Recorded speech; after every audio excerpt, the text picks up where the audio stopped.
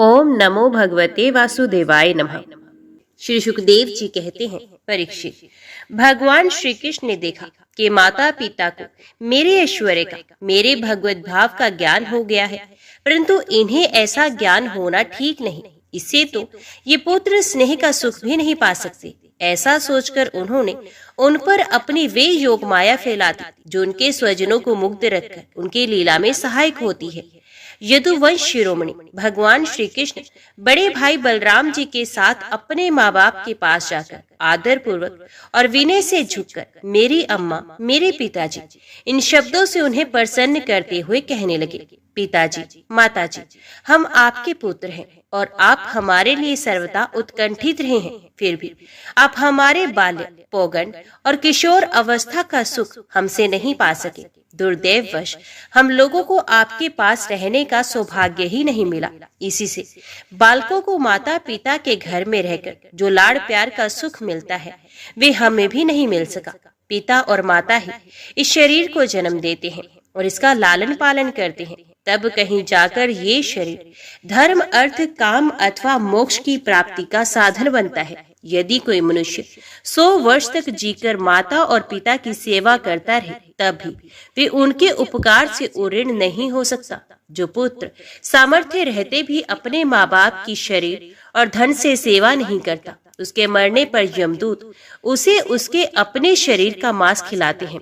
जो पुरुष समर्थ होकर भी बूढ़े माता पिता, सती पत्नी, बालक, संतान, गुरु, ब्राह्मण और शरणागत का भरण पोषण नहीं करता, वे जीता हुआ भी मुर्दे के समान है। पिताजी, हमारे इतने दिन व्यर्थ ही बीत गए, क्योंकि कंस के भय से सदा उद्विग्न रहने के कारण हम आपकी सेवा करने में असमर्थ रहे। मेरी माँ और मेरे पिताजी, हम आप दोनों हमें क्षमा करें। हाय, दुष्ट कंस ने आपको इतने इतने कष्ट दिए, परंतु हम परतंत्र रहने के कारण आपकी कोई सेवा भी ना कर सके। परीक्षित, अपनी लीला से मनुष्य बने हुए विश्वात्मा श्री हरि की इस वाणी से मोहित हो देवकी वसुदेव ने उन्हें गोद में ले लिया और हृदय से चिपकाकर परम आनंद प्राप्त किया। राजन, वे स्नेह पास से बंधकर पूर्णत मोहित हो गए और आंसुओं की धारा से अभिषेक करने लगे, यहाँ तक कि आंसुओं के कारण गला रुंध जाने से वे कुछ बोल न सके। देवकी नंदन भगवान श्री कृष्ण ने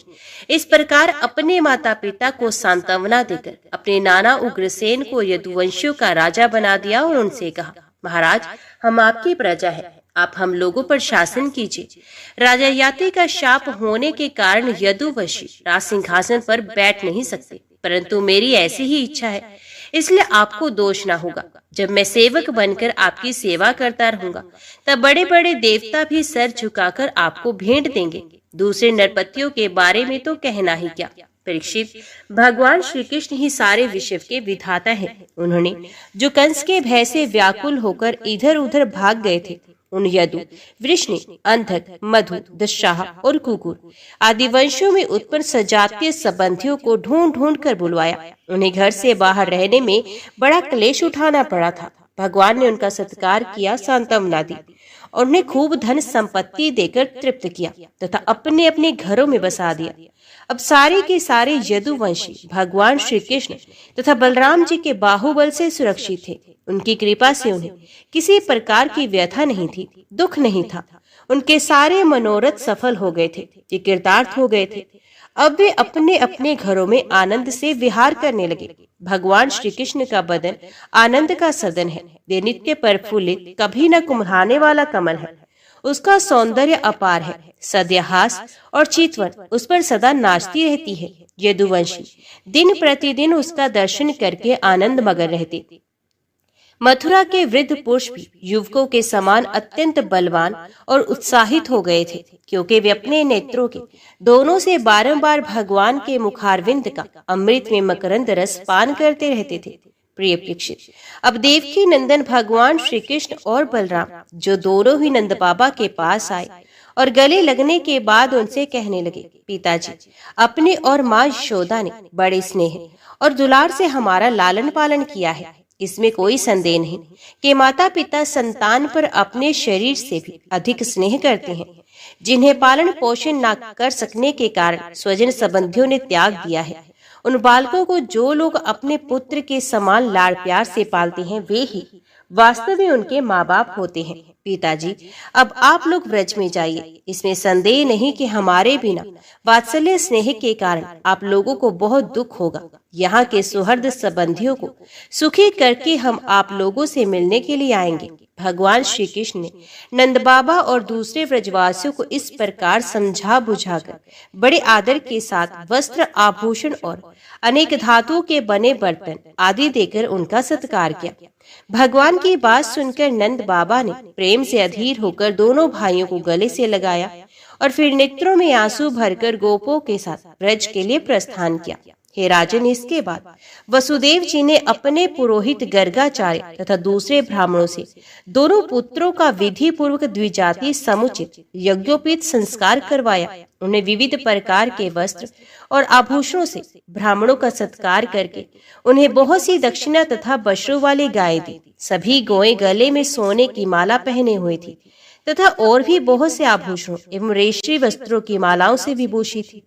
महामती वसुदेव जी ने भगवान श्री कृष्ण और बलराम जी के जन्म नक्षत्र में जितनी गोएं मन ही मन संकल्प करके दी थी, उन्हें पहले कंस ने अन्याय से छीन लिया था। अब उनका स्मरण करके उन्होंने ब्राह्मणों को वे फिर से दे दी। इस प्रकार यदुवंश के आचार्य गर्ग जी से संस्कार कराकर बलराम जी और श्री कृष्ण द्विजत्व को प्राप्त हुए। उसका ब्रह्मचर्य अखंड तो था ही, अब उन्होंने गायत्री पूर्वक अध्ययन करने के लिए उसे नियमित स्वीकार भी किया। श्री कृष्ण और बलराम जगत के एकमात्र स्वामी हैं, सर्वज्ञ हैं। सभी विद्याएं उन्हीं से निकली हैं। उनका निर्मल ज्ञान स्वतः सिद्ध है। फिर भी उन्होंने मनुष्य से लीला करके उसे छिपा रखा था। अब वे दोनों गुरुकुल में निवास करने की इच्छा से कश्यप गोत्री सांदीपनि मुनि के पास गए, जो अवंतीपुरी उज्जैन में रहते थे। वे दोनों भाई विधि पूर्वक गुरु जी के पास रहने लगे। उस समय वे बड़े ही सुस्यंत अपनी चेष्टाओं को सर्वथा नियमित रखे हुए थे। गुरु जी तो उनका आदर करते ही थे। भगवान श्री कृष्ण और बलराम जी भी गुरु की उत्तम सेवा कैसे करनी चाहिए इसका आदर्श लोगों के सामने रखते हुए बड़ी भक्ति से इष्ट देव के समान उनकी सेवा करने लगे। गुरुवर सांदीपनि जी उनकी शुद्ध भाव से युक्त सेवा से बहुत प्रसन्न हुए। उन्होंने दोनों भाइयों को 6 अंगों और उपनिषदों के सहित संपूर्ण वेदों की शिक्षा दी। इनके सिवा मंत्र और देवताओं के ज्ञान के साथ धनुर्वेद, मनुस्मृति आदि धर्मशास्त्र, मीमांसा आदि वेदों का तात्पर्य बतलाने वाले शास्त्र, तर्क विद्या आदि की भी शिक्षा दी। साथ ही संधि, विग्रह, यान, आसन, द्विध और आश्रय इन 6 भेदों से युक्त राजनीति का भी अध्ययन कराया। परीक्षित, भगवान श्री कृष्ण और बलराम सारी विद्याओं के प्रवर्तक हैं। इस समय केवल श्रेष्ठ मनुष्य का सा व्यवहार करते हुए भी वे अध्ययन कर रहे थे। उन्होंने गुरु जी के केवल एक बार कहने मात्र से सारी विद्याएं सीख ली। केवल 64 दिन रात में ही सैमिनी शिरोमणि दोनों भाइयों ने 64 कलाओं का ज्ञान प्राप्त किया। इस प्रकार अध्ययन समाप्त होने पर उन्होंने सांदीपनि मुनि से प्रार्थना की कि आपकी जो इच्छा हो गुरु दक्षिणा मांग ले। महाराज, सांदीपनि मुनि ने उनकी अद्भुत महिमा और अलौकिक बुद्धि का अनुभव कर लिया था, इसलिए उन्होंने अपनी पत्नी से सलाह करके ये गुरु दक्षिणा मांगी कि प्रभास क्षेत्र में हमारा बालक समुद्र में डूबकर मर गया था, उसे तुम लोग लाके दो। बलराम जी और श्री कृष्ण का पराक्रम अनंत था, दोनों ही महारथी थे। उन्होंने बहुत अच्छा कहकर गुरु जी की आज्ञा स्वीकार की और रथ पर सवार होकर प्रभास क्षेत्र में गए। वे समुद्र तट पर जाकर क्षण भर बैठे रहे। उस समय ये जानकर कि ये साक्षात परमेश्वर है, अनेक प्रकार की पूजा सामग्री लेकर समुद्र उनके सामने उपस्थित हुआ।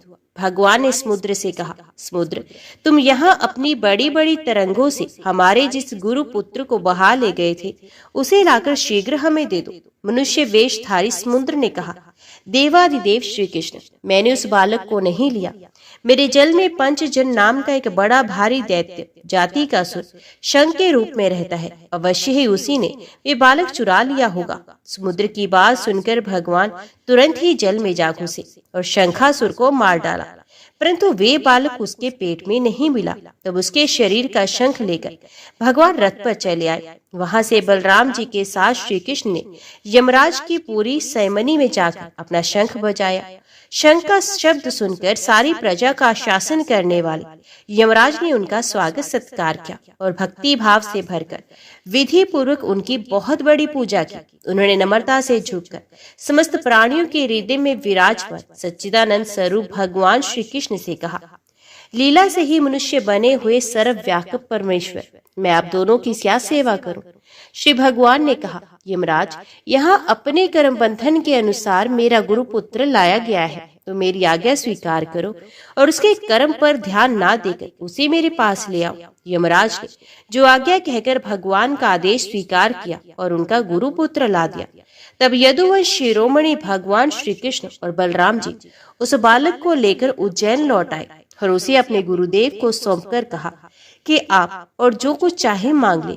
गुरुजी ने कहा, बेटा, तुम दोनों ने भली भांति गुरु दक्षिणा दी, अब और क्या चाहिए? जो तुम्हारे जैसे पुरुषोत्तमों का गुरु है, उसका कौन सा मनोरथ अपूर्ण रह सकता है? वीरो, अब तुम दोनों अपने घर जाओ। तुम्हें लोगों को पवित्र करने वाली कीर्ति प्राप्त हो। तुम्हारी पड़ी हुई विद्या इस लोक और परलोक में सदा नवीन बनी रहे, कभी विस्मृत ना हो। बेटा परीक्षित फिर गुरु जी से आज्ञा लेकर वायु के समान वेग और मेघ के समान शब्द वाले रथ पर सवार होकर दोनों भाई मथुरा लौट आए। मथुरा की प्रजा बहुत दिनों तक श्री कृष्ण और बलराम जी को ना देखने से अत्यंत दुखी हो रही थी। अब उन्हें आया देख सबके सब परम आनंद में मगन हो गए, मानो खोया हुआ धन मिल गया हो। उद्धव जी वृषणवंशियों में एक प्रधान पुरुष थे। वे साक्षात बृहस्पति जी के शिष्य और परम बुद्धिमान थे। उनकी महिमा के संबंध में इससे बढ़कर और कौन सी बात कही जा सकती है कि वे भगवान श्री कृष्ण के प्यारे सखा तथा मंत्री भी थे। एक दिन शरणागतों के सारे दुख हर लेने वाले भगवान श्री कृष्ण ने अपने प्रिय भक्त और एकांत प्रेमी उद्धव जी का हाथ अपने हाथ में लेकर कहा, सौम्य स्वभाव उद्धव, तुम व्रज में जाओ। वहाँ मेरे माता पिता नंद बाबा और यशोदा मैया है, उन्हें आनंदित करो। और गोपियां मेरे वीर्य की व्याधि से बहुत ही दुखी हो रही हैं, उन्हें मेरे संदेश सुनाकर उस वेदना से मुक्त करो। प्यारे उद्धव, गोपियों का मन नित्य निरंतर मुझ में ही लगा रहता है। उनके प्राण, उनका जीवन, उनका सर्वस्व मैं ही हूँ। मेरे लिए उन्होंने अपने पति, पुत्र आदि सभी सगे संबंधियों को छोड़ दिया है। उन्होंने बुद्धि से भी मुझे को अपना प्यारा, अपना प्रियतम नहीं अपनी आत्मा ही मान रखा है। मेरा ये व्रत है कि जो लोग मेरे लिए लौकिक और पारलौकिक धर्मों को छोड़ देते हैं, उनका भरण पोषण मैं स्वयं करता हूँ। प्रिय उद्धव, मैं उन गोपियों का परम प्रियतम हूँ। मेरे यहाँ चले आने से वे मुझे दूरसत मानती हैं और मेरा स्मरण करके अत्यंत मोहित हो रही हैं, बार बार मूर्छित हो जाती हैं। वे मेरे वीर्य की व्यथा से विवल हो रही हैं, प्रतिक्षण मेरे लिए उत्कंठित रहती हैं। मेरी गोपियां, मेरी प्रेयसियां इस समय बड़े ही कष्ट और यत्न से अपने प्राणों को किसी प्रकार संभाल रखी हैं। मैंने उनसे कहा था कि मैं आऊंगा, वही उनके जीवन का आधार है। उद्धव, और तो क्या कहूँ, मैं ही उनकी आत्मा हूँ। वे नित्य निरंतर मुझ में ही तन्मय रहती हैं। जब भगवान श्री कृष्ण ने ये बात कही, तब उद्धव जी बड़े आदर से अपने स्वामी का संदेश लेकर रथ पर सवार हुए और नंदगांव के लिए चल पड़े। परम सुंदर उद्धव जी सूर्यास्त के समय नंद बाबा के व्रज में पहुंचे। उसमें जंगल से गाय लौट रही थी। उनके खूरों के आघात से इतनी धूल उड़ रही थी कि उनका रथ ढक गया था। ब्रजभूमि में ऋतुमयी गौओं के लिए मतवाले सांड आपस में लड़ रहे थे। उनकी गर्जना से सारा व्रज गूंज रहा था।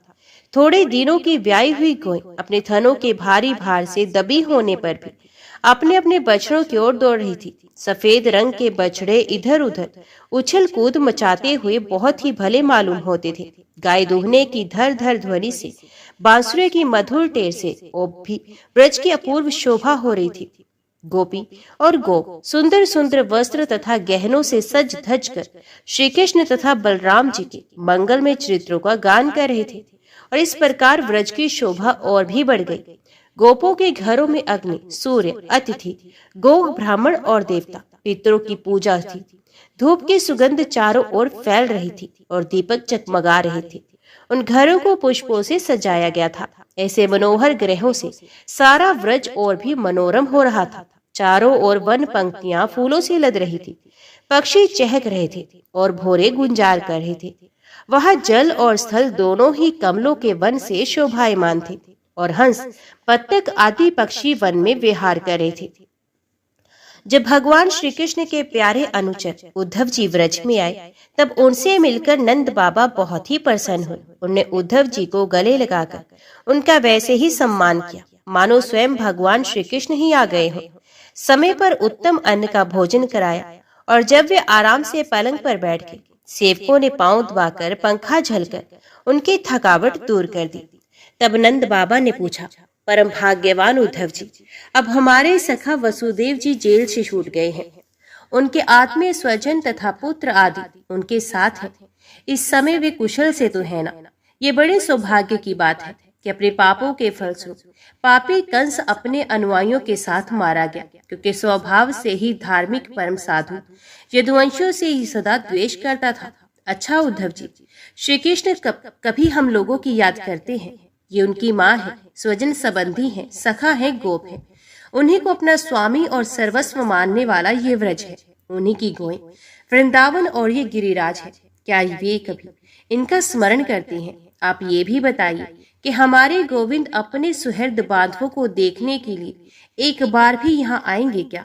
यदि वे यहाँ आ जाते तो हम उनकी ये सुघड़ नासिका, उनका मधुर हास्य और मनोहर चितवन से युक्त मुकम्मल तो देख लेते। उद्धव जी, श्री कृष्ण का हृदय उदार है, उनकी शक्ति अनंत है। उन्होंने दावानल से, आंधी पानी से, वृषासुर और अजगर आदि अनेकों मृत्यु के निमित्तों से, जिन्हें टालने का कोई उपाय नहीं था, एक बार नहीं अनेक बार हमारी रक्षा की है। उद्धव जी, हम श्री कृष्ण के विचित्र चरित्र, उनकी विलास पूर्ण तिरछी चित्र, उन्मुक्त हास्य, मधुर भाषण आदि का स्मरण करते रहते हैं और उसमें इतने तन्मय रहते हैं कि अब हमसे कोई कामकाज नहीं हो पाता। जब हम देखते हैं कि ये वही नदी है जिसमें श्री कृष्ण जल क्रीड़ा करते थे, ये वही गिरिराज है जिसे उन्होंने एक हाथ पर उठा लिया था, ये वे ही वन के प्रदेश है जहाँ श्री कृष्ण गोए चराते हुए बांसुरी बजाते थे, और ये वही स्थान है जहाँ वे अपने सखाओं के साथ अनेकों प्रकार के खेल खेलते थे और साथ ही ये भी देखते थे कि यहाँ उनके चरण चिन्ह अभी मिटे नहीं हैं। तब उन्हें देखकर हमारा मन श्री कृष्णमय हो जाता है।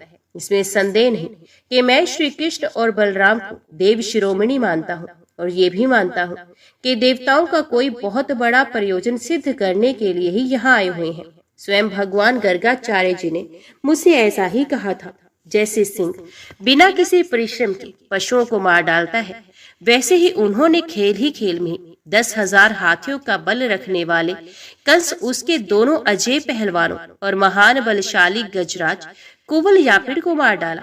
उन्हें 3 ताल लंबे और अत्यंत दृढ़ धनुष्य को वैसे ही तोड़ डाला जैसे कोई हाथी किसी छड़ी को तोड़ डाले।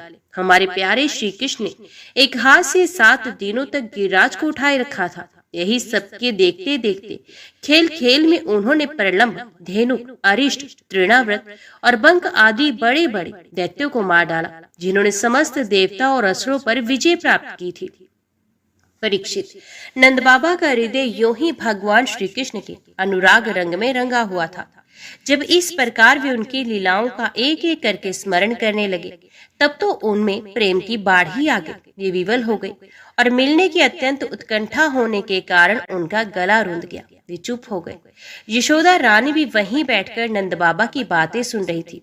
श्री कृष्ण की एक एक लीला सुनकर उनके नेत्रों से आंसू बहने लगते और पुत्र स्नेह की बाढ़ से उनके स्तनों से दूध की धारा बहती जाती। उद्धव जी, नंद बाबा और यशोदा रानी के हृदय में श्री कृष्ण के प्रति कैसा अगाध अनुराग है, ये देखकर आनंद मगन हो गए और उनसे कहने लगे, हे मानद, इसमें संदेह नहीं कि आप दोनों समस्त शरीरधारियों में अत्यंत भाग्यवान हैं, सराहना करने योग्य है, क्योंकि जो सारे चराचर जगत के बनाने वाले और उसे ज्ञान देने वाले नारायण हैं, उनके प्रति आपके हृदय में ऐसा वात्सल्य स्नेह पुत्र भाव है। बलराम और श्री कृष्ण पुराण पुरुष हैं, वे सारे संसार के उपादान कारण और निमित्त कारण भी हैं। भगवान श्री कृष्ण पुरुष हैं तो बलराम जी प्रधान प्रकृति, ये ही दोनों समस्त शरीर में प्रविष्ट होकर उन्हें जीवन दान देते हैं और उनमें उनसे अत्यंत विलक्षण जो ज्ञान स्वरूप जीव है उसका नियमन करते हैं। जो जीव मृत्यु के समय अपने शुद्ध मन को एक क्षण के लिए भी उनमें लगा देता है, वे समस्त कर्म वासनाओं को धो डालता है और शीघ्र ही सूर्य के समान तेजस्वी तथा ब्रह्ममय होकर परम गति को प्राप्त होता है। वे भगवान ही जो सबकी आत्मा और परम कारण है, भक्तों की अभिलाषा पूर्ण करने और पृथ्वी का भार उतारने के लिए ही मनुष्य का सा शरीर ग्रहण करके प्रकट हुए हैं। उनके प्रति आप दोनों का ऐसा सुदृढ़ वात्सल्य भाव है। फिर महात्माओं, आप दोनों के लिए अब कौन सा शुभ कर्म करना शेष रह जाता है। भक्त वत्सल यदुवंश शिरोमणि भगवान श्री कृष्ण थोड़े ही दिनों में व्रज में आएंगे और आप दोनों अपने माँ बाप को आनंदित करेंगे। जिस समय उन्होंने समस्त यदुवंशों के द्रोही कंस को रंगभूमि में मार डाला और आपके पास आकर कहा कि मैं व्रज में आऊंगा, उस कथन को वे जरूर सत्य करेंगे। नंद बाबा और माता यशोदा जी, आप दोनों परम भाग्यशाली हैं। खेद न करें, आप श्री कृष्ण को अपने पास ही देखेंगे, क्योंकि जैसे काष्ठ में अग्नि सदा ही व्यापक रूप से रहती है, वैसे ही वे समस्त प्राणियों के हृदय में सर्वदा विराजमान रहते हैं। एक शरीर के प्रति अभिमान न होने के कारण ना तो कोई उनका प्रिय है ना प्रिय, वे सब में और सबके प्रति समान है। इसलिए उनकी दृष्टि में ना तो कोई उत्तम है ना ही अधम। यहाँ तक कि विषमता का भाव रखने वाला भी उनके लिए विषम नहीं है। ना तो उनकी कोई माता है ना पिता, न पत्नी न पुत्र, ना अपना है न पराया, ना देह है न तो जन्म। इस लोक में उनका कोई कर्म नहीं, फिर भी वे साधुओं के परित्राण के लिए लीला करने के लिए देवादि, सात्विक, मत्स्य आदि, तामस एवं मनुष्य आदि मिश्र योनियों में शरीर धारण करते हैं। भगवान अजन्मा है, उसमें प्राकृतिक, सत्व, रज आदि में से एक भी गुण नहीं। इस प्रकार इन गुणों से अतीत होने पर भी लीला के लिए खेल खेल में वे सत्व, रज और तम इन तीनों गुणों को स्वीकार करते हैं और उनके द्वारा जगत की रचना, पालन और संहार करते हैं। जब बच्चे घुमरी प्रेता खेलने लगते हैं, जब मनुष्य वेग से चक्कर लगाने लगते हैं, तब उन्हें सारी पृथ्वी घूमती हुई जान पड़ती है। वैसे ही वास्तव में सब कुछ करने वाला चित्त ही है, परंतु उस चित्त में अहम बुद्धि हो जाने के कारण भ्रमवश उसे आत्मा अपने मैं समझ लेने के कारण जीव अपने को कर्ता समझने लगता है। भगवान श्री कृष्ण केवल आप दोनों के ही पुत्र नहीं हैं, वे समस्त प्राणियों के आत्मा, पुत्र, माता पिता और स्वामी भी हैं। बाबा, जो कुछ देखा या सुना जाता है, वे चाहे भूत से संबंध रखता हो या वर्तमान से अथवा भविष्य से, स्थावर हो या जंगम हो, महान हो अथवा अल्प हो, ऐसी कोई वस्तु ही नहीं जो भगवान श्री कृष्ण से पृथक हो। बाबा, श्री कृष्ण के अतिरिक्त ऐसी कोई वस्तु नहीं जिसे वस्तु कह सके। वास्तव में वे सब वे ही हैं, वे ही परमार्थ सत्य हैं। परीक्षित, भगवान श्री कृष्ण के सखा उद्धव और नंद बाबा इसी प्रकार आपस में बात करते रहे और वे रात बीत गई। कुछ रात शेष रहने पर गोपियां उठी। दीपक जलाकर उन्होंने घर की देलियों पर वसुदेव का पूजन किया, अपने घरों को झाड़ बुहार कर साफ किया और फिर दही मतने लगी। गोपियों की कलाइयों में कंगन शोभायमान हो रहे थे। रस्सी खींचते समय वे बहुत भली मालूम हो रही थी। उनके नितंब स्तन और गले के हार हिल रहे थे। कानों के कुंडल हिल हिलकर उनके कुमकुम मंडित कपोलों की लालिमा बढ़ा रहे थे। उनके आभूषणों की मणियां दीपक की ज्योति से और भी जगमगा रही थी और इस प्रकार वे अत्यंत शोभा से संपन्न होकर दही मथ रही थी। उस समय गोपियां कमल नैन भगवान श्री कृष्ण के मंगलमय चरित्रों का गान कर रही थी। उनका वे संगीत दही मथने की ध्वनि से मिलकर और भी अद्भुत हो गया तथा स्वर्गलोक तक जा पहुंचा, जिसकी स्वर लहरी सब और फैलकर दिशाओं का अमंगल मिटा देती है। जब भगवान सूर्य का उदय हुआ, तब गोपिकाओं ने देखा कि नंद बाबा के दरवाजे पर एक सोने का रथ खड़ा है। एक दूसरे से पूछने लगी कि किसका रथ है। किसी गोपी ने कहा, कंस का प्रयोजन सिद्ध करने वाला अक्रूर ही तो कहीं फिर से नहीं आ गया, जो कमल नैन प्यारे श्याम सुंदर को यहाँ से मथुरा ले गया था। किसी दूसरी गोपी ने कहा, क्या अब वे हमें ले जाकर अपने मरे हुए स्वामी कंस का पिंडदान करेगा? अब यहाँ उसके आने का क्या प्रयोजन हो सकता है? ब्रजवासिनी स्त्रियां इसी प्रकार आपस में बातचीत कर ही रही थी कि उसी समय नित्य क्रम से निवृत्त होकर उद्धव जी वहां पहुंचे। श्री सुखदेव जी कहते हैं, परीक्षित, गोपियों ने देखा श्री कृष्ण के सेवक उद्धव जी की आकृति और वेशभूषा श्री कृष्ण से मिलती जुलती है। घुटनों तक लंबी लंबी भुजाएं हैं, नूतन कमल दल के समान कोमल नेत्र हैं, शरीर पर पीतांबर धारण किए हैं, गले में कमल पुष्पों की माला है, कानों में मणि जटित कुंडल झलक रहे हैं और मुखार विंद अत्यंत प्रफुल्लित है। पवित्र मुस्कान वाली गोपियों ने आपस में कहा, ये पुरुष देखने में तो बहुत सुंदर है, परंतु ये है कौन? कहाँ से आया है? किसका दूत है? इसने श्री कृष्ण जैसी वेशभूषा क्यों धारण कर रखी है? सबकी सब गोपियां उनका परिचय प्राप्त करने के लिए अत्यंत उत्सुक हो गई और उनमें से बहुत सी पवित्र कीर्ति भगवान श्री कृष्ण के चरण कमलों के आश्रित तथा उनके सेवक सखा उद्धव जी को चारों ओर से घेर कर खड़ी हो गई। जब उन्हें मालूम हुआ कि ये तो रमा रमण भगवान श्री कृष्ण का संदेश लेकर आए हैं, तब उन्होंने विनय से झुककर सैलज, हास्य, चितवन और मधुर वाणी आदि से उद्धव जी का अत्यंत सत्कार किया तथा एकांत में आसन पर बैठाकर वे उनसे इस प्रकार कहने लगी, उद्धव जी, हम जानती हैं कि आप यदुनाथ के पार्षद हैं, उन्हीं का संदेश लेकर यहाँ पधारे हैं। आपके स्वामी ने अपने माता पिता को सुख देने के लिए आपको यहाँ भेजा है, अन्यथा हमें तो अब नंदगांव में गौ के रहने की जगह में उनके स्मरण करने योग्य कोई भी वस्तु दिखाई नहीं पड़ती। माता पिता आदि सगे संबंधियों का स्नेह बंधन तो बड़े बड़े ऋषि मुनि भी बड़ी कठिनाई से छोड़ पाते हैं। दूसरों के साथ जो प्रेम संबंध का स्वांग किया जाता है, ये तो किसी न किसी स्वार्थ के लिए ही होता है।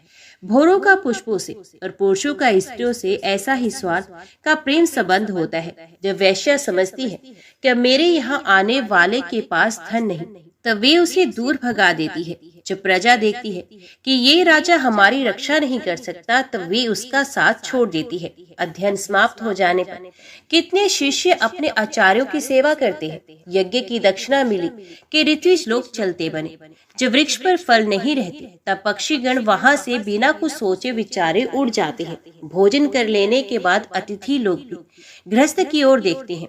वन में आग लगी कि पशु भाग खड़े हुए, चाहे स्त्री के हृदय में कितना भी अनुराग हो।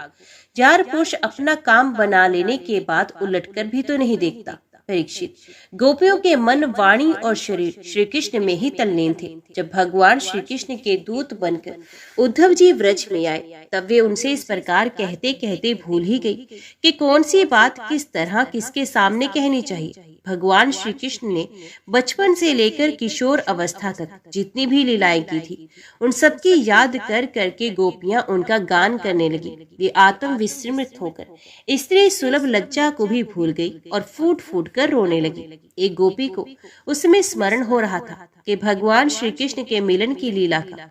उसी समय उसने देखा कि पास ही एक भोरा गुनगुना रहा है।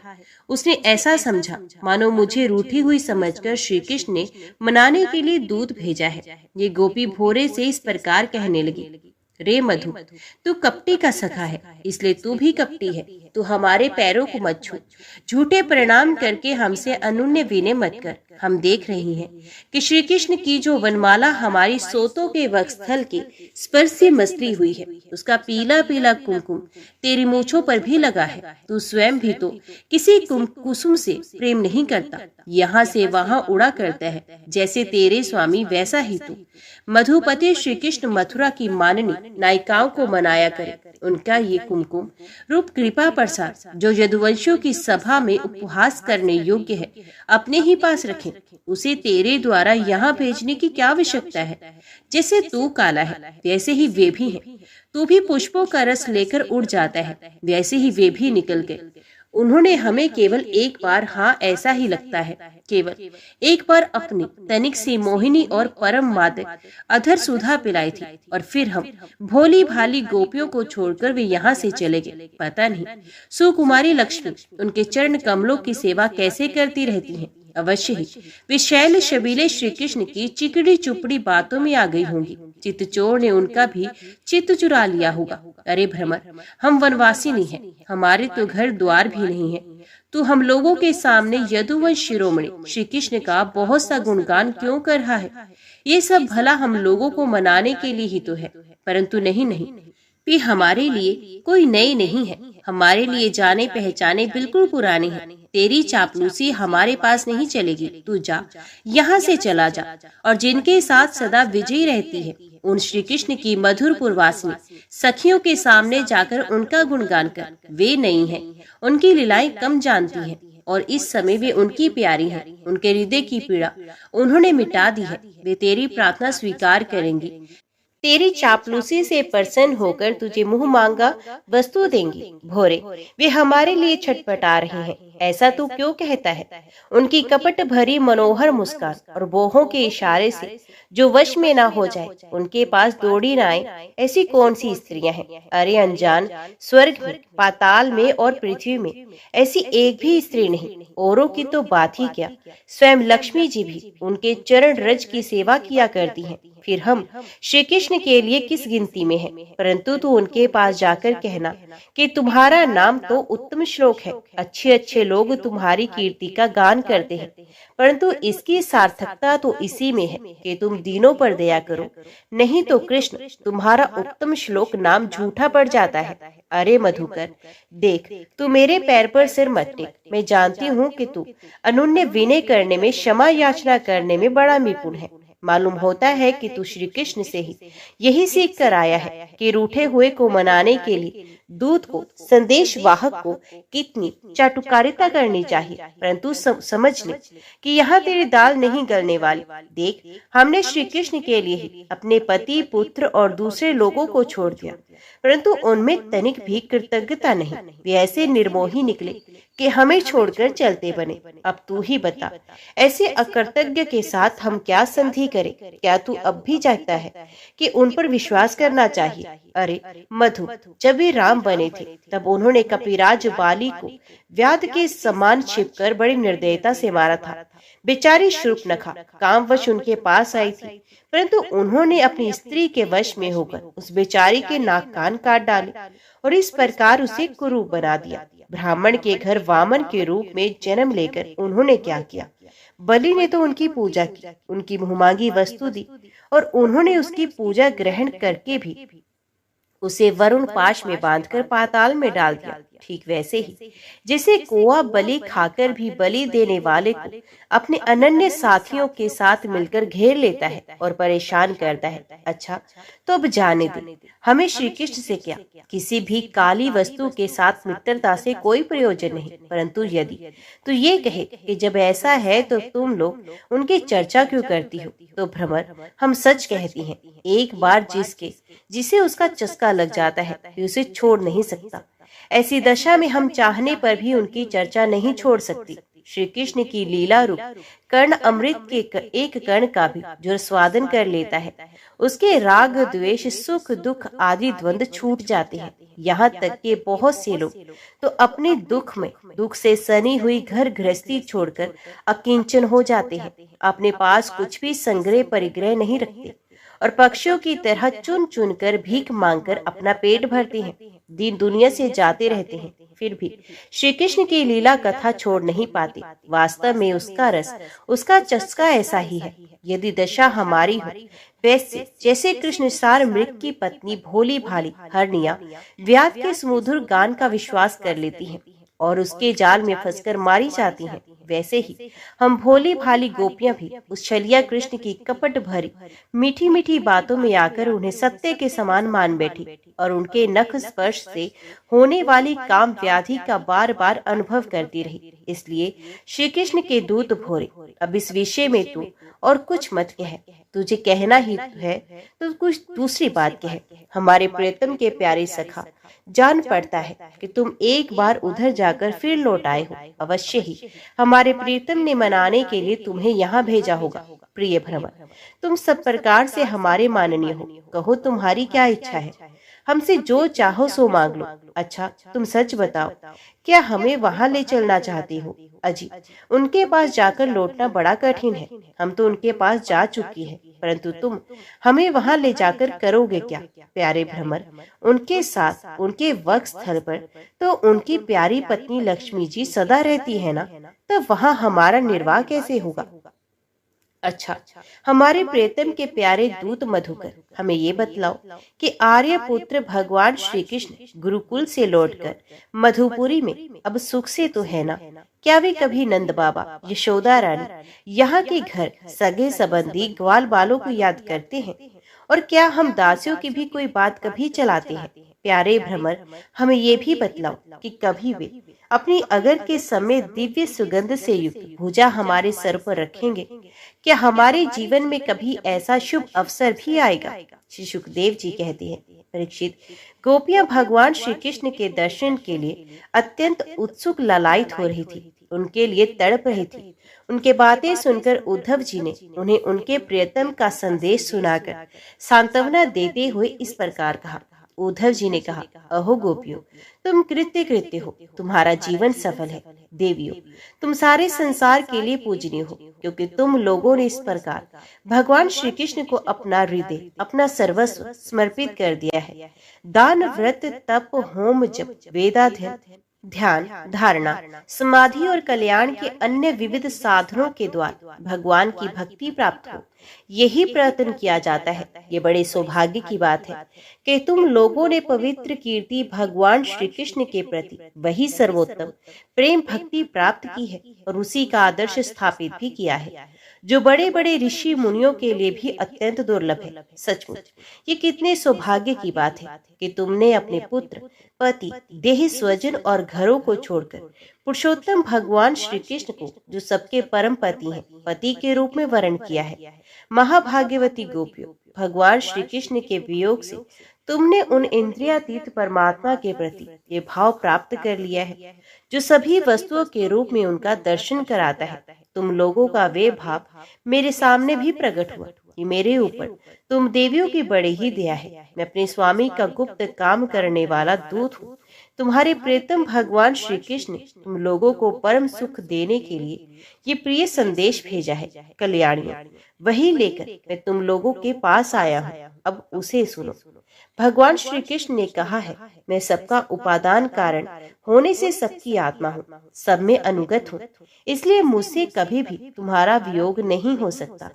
जैसे संसार के सभी भौतिक पदार्थों में आकाश, वायु, अग्नि, जल और पृथ्वी, ये पांचों भूत व्याप्त है, इन्हीं से सब वस्तुएं बनी है और यही उन वस्तुओं के रूप में है, वैसे ही मैं मन, प्राण, पंचभूत, इंद्रिय और उनके विषयों का आश्रय हूँ।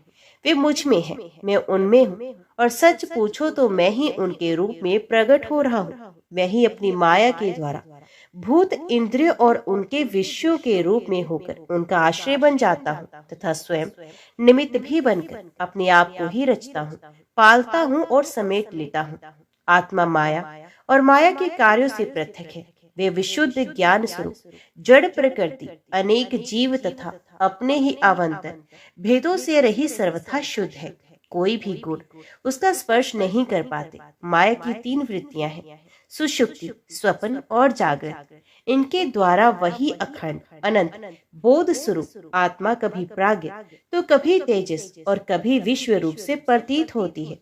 मनुष्य को चाहिए कि वे समझे, स्वप्न में दिखने वाले पदार्थों के समान ही जागृत अवस्था में इंद्रियों के विषय भी प्रतीत हो रहे हैं, वे मिथ्या है। इसलिए उन विषयों का चिंतन करने वाले मन और इंद्रियों को रोक ले और मानो सोकर उठा हो। इस प्रकार जगत के स्वाप्निक विषयों को त्याग कर मेरा साक्षात्कार करे। जिस प्रकार सभी नदियां घूम फिरकर समुद्र में ही पहुंचती हैं, उसी प्रकार मनस्वी पुरुषों का वेदाभ्यास, योग साधन, आत्मनात्म, विवेक, त्याग, तपस्या, इंद्रिय संयम और सत्य आदि समस्त धर्म मेरी प्राप्ति में ही समाप्त होते हैं। सबका सच्चा फल है मेरा साक्षात्कार, क्योंकि वे सब मन को निरुद्ध करके मेरे पास पहुंचाते हैं। गोपियों, इसमें संदेह नहीं कि मैं तुम्हारे नयनों का ध्रुव तारा हूँ, तुम्हारा जीवन सर्वस्व है। किंतु मैं जो तुमसे इतना दूर रहता हूँ, उसका कारण है वे यही है कि तुम निरंतर मेरा ध्यान कर सको। शरीर से दूर रहने पर भी मन से तुम मेरी सन्निधि का अनुभव करो। अपना मन मेरे पास रखो, क्योंकि स्त्री और अनन्य प्रेमियों का चित्त अपने परदेसी प्रियतम में जितना निश्चल भाव से लगा रहता है, उतना आंखों के सामने पास रहने वाले प्रियतम में नहीं लगता। अशेष वृत्तियों से रहित संपूर्ण मन मुझ में लगाकर जब तुम लोग मेरा अनुसरण करोगे, तब शीघ्र ही सदा के लिए मुझे प्राप्त हो जाओगी।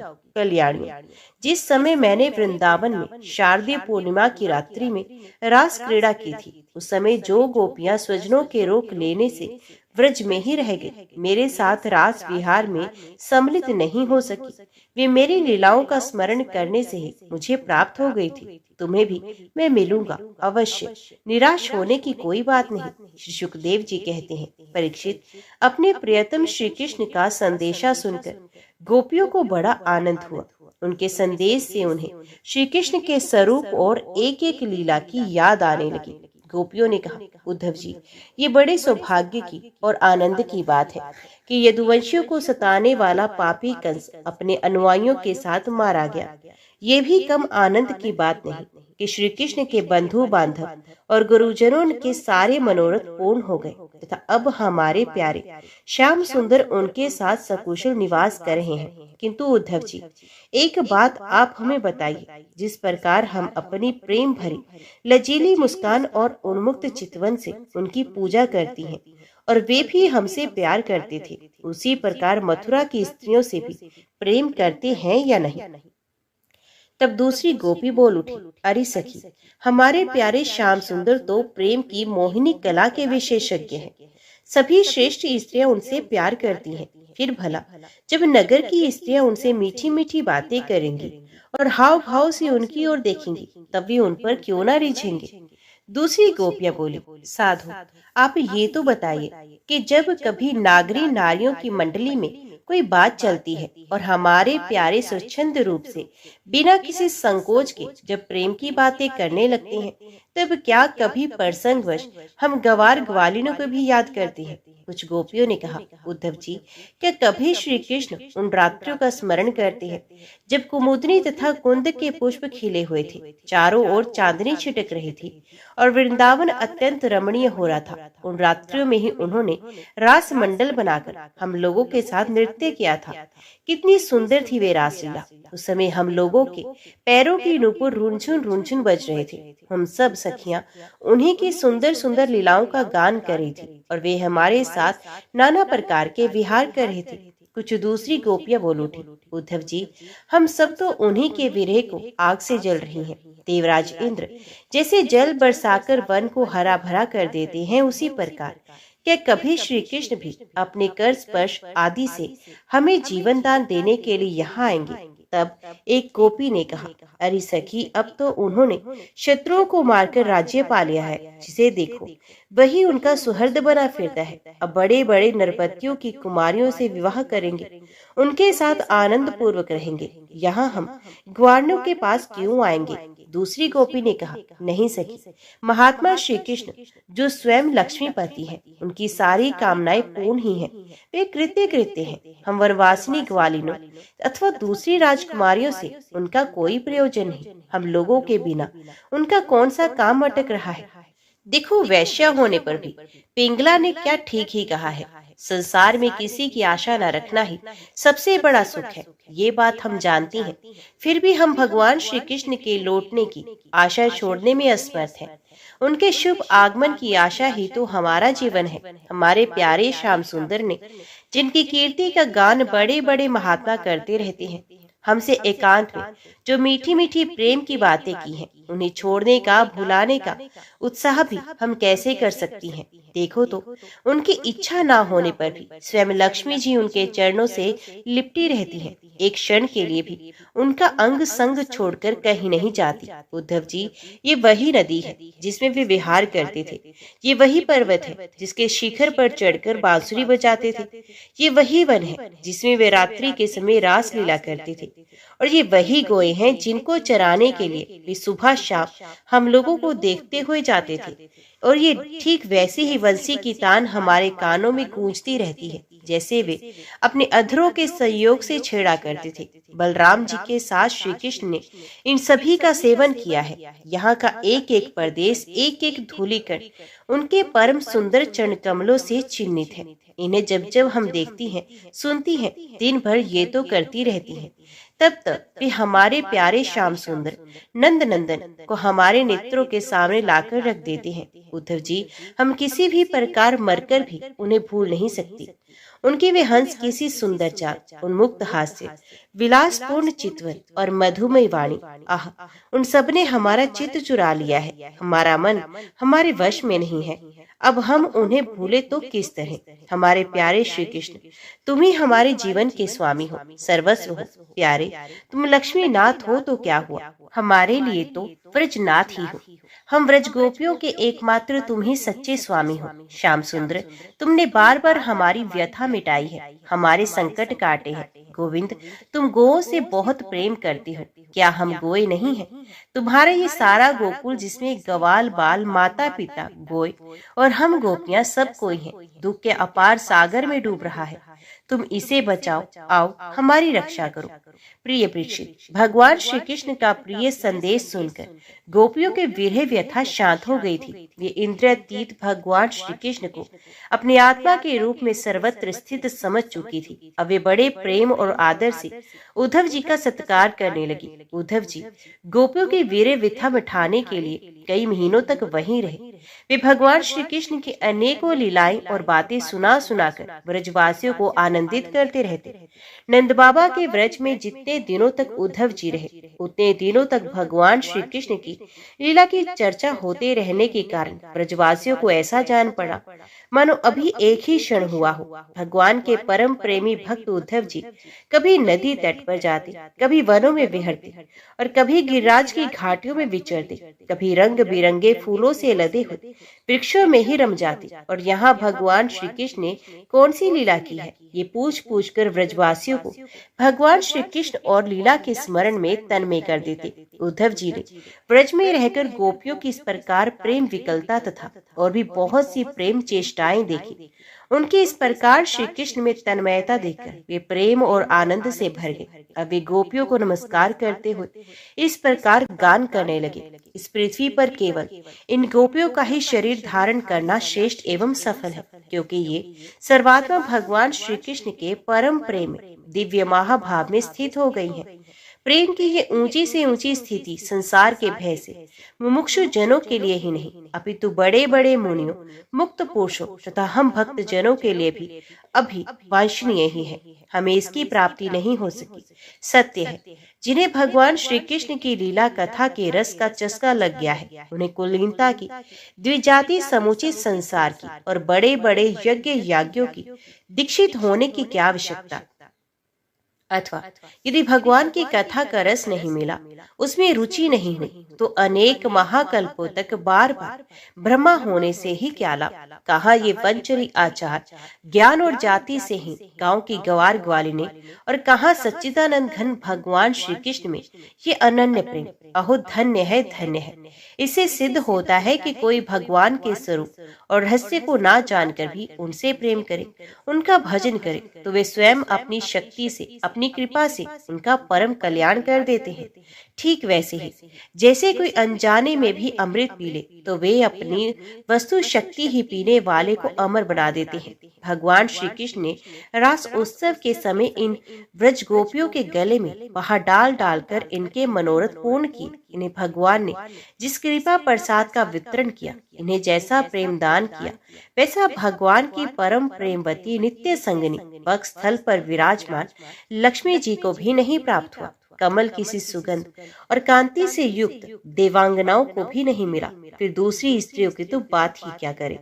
मेरे लिए तो सबसे अच्छी बात यही होगी कि मैं इस वृंदावन धाम में कोई झाड़ी लता अथवा औषधि जड़ी बूटी ही बन जाऊं। आहा, यदि मैं ऐसा बन जाऊंगा तो मुझे इन ब्रजगोपियों की चरण धूलि निरंतर सेवन करने के लिए मिलती रहेगी। इनकी चरण रज में स्नान करके मैं धन्य हो जाऊंगा। धन्य है ये गोपियां। देखो तुझे, जिनको छोड़ना अत्यंत कठिन है, उन स्वजन संबंधियों को तथा लोक विधि की आर्य मर्यादा को परित्याग करके इन्होंने भगवान की पदवी, उनके साथ तन्मयता, उनका परम प्रेम प्राप्त कर लिया। औरों की तो बात ही क्या, भगवत वाणी, उनकी निश्वास रूप समस्त श्रुतियां, उपनिषदें भी अब तक भगवान के परम प्रेममय स्वरूप को ढूंढती ही रहती है, प्राप्त नहीं कर पाती। स्वयं भगवती लक्ष्मी जी जिनकी पूजा करती रहती है, ब्रह्मा शंकर आदि परम समर्थ देवता, पूर्ण काम आत्मा राम और बड़े बड़े योगेश्वर अपने हृदय में जिनका चिंतन करते रहते हैं, उन भगवान श्री कृष्ण ने उन्हीं चरणार विंदों को रासलीला के समय गोपियों के अपने वक्षस्थल पर रखा और उनका लिंगन करके अपने हृदय की जलन विरह व्यथा शांत की। नंद बाबा के व्रज में रहने वाली गोपांगनाओं की चरण धूलि को मैं बारंबार प्रणाम करता हूँ, उसे सर पर चढ़ाता हूँ। आहा, इन गोपियों ने भगवान श्री कृष्ण की लीला कथा के संबंध में जो कुछ गान किया वे तीनों लोगों को पवित्र कर रहा है और सदा सर्वदा पवित्र करता भी रहेगा। परीक्षित, इस प्रकार कई महीनों तक व्रज में रहकर उद्धव जी ने अब मथुरा जाने के लिए गोपियों से, नंद बाबा से, यशोदा मैया से आज्ञा प्राप्त की। ग्वाल बालों से विदा लेकर वहां यात्रा करने के लिए वे रथ पर सवार हुए। जब उनका रथ व्रज से बाहर निकला तब नंद बाबा आदि गोपगण बहुत सी भेंट की सामग्री लेकर उनके पास आए और आंखों में आंसू भरकर उन्होंने बड़े प्रेम से कहा, उद्धव जी, अब हम यही चाहते हैं कि हमारे मन की एक एक वृत्ति, एक एक संकल्प श्री कृष्ण के चरण कमलों के ही आश्रित रहे, उन्हीं की सेवा के लिए उठे और उन्हीं में लगी भी रहे। हमारी वाणी नित्य निरंतर उन्हीं के नामों का उच्चारण करती रहे और शरीर उन्हीं को प्रणाम करने, उन्हीं की आज्ञा पालन और सेवा में लगा रहे। उद्धव जी, हम सच कहते हैं, हमें मोक्ष की इच्छा बिल्कुल नहीं है। हम भगवान की इच्छा से अपने कर्मों के अनुसार चाहे जिस योनि में जन्म ले वे शुभ आचरण करें, दान करें और उसका फल यही पाए कि हमारे अपने ईश्वर श्री कृष्ण में हमारी प्रीति उत्तरोत्तर बढ़ती रहे। प्रिय परीक्षित, नंद बाबा आदि गोपों ने इस प्रकार श्री कृष्ण भक्ति के द्वारा उद्धव जी का सम्मान किया। अब वे भगवान श्री कृष्ण के द्वारा सुरक्षित मथुरापुरी में लौट आए। वहां पहुंचकर उन्होंने भगवान श्री कृष्ण को प्रणाम किया और उन्हें व्रजवासियों की प्रेममयी भक्ति का उद्रेक जैसा उन्होंने देखा था कह सुनाया। इसके बाद नंद बाबा ने भेंट की जो सामग्री दी थी वे उनको वसुदेव जी को, बलराम जी को और राजा उग्रसेन को दे दी। ओम नमो भगवते वासुदेवाय नमः। आज की वीडियो में इतना ही। उम्मीद करती हूँ वीडियो आपको पसंद आई होगी। वीडियो पसंद आई हो तो वीडियो को लाइक और चैनल को सब्सक्राइब जरूर कीजिएगा। जय श्री कृष्णा लिखकर कमेंट बॉक्स में अपनी हाजिरी और अपने सुझाव देना ना भूलेगा। तो मिलते हैं अगली कथा, अगली वीडियो के साथ।